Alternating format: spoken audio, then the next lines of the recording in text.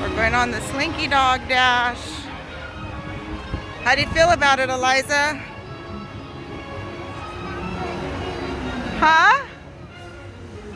Look at all the kids that are going to go on the ride. Nobody's scared of the ride.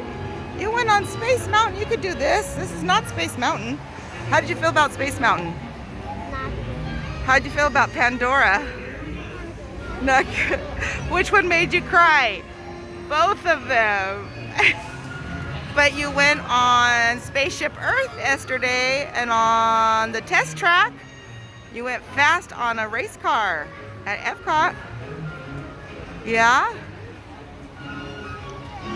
Work up those nerves in your tummy. Huh? Work up those nerves. Oh, you got butterflies in your tummy? You do? Because you're excited. The ride's pretty wide.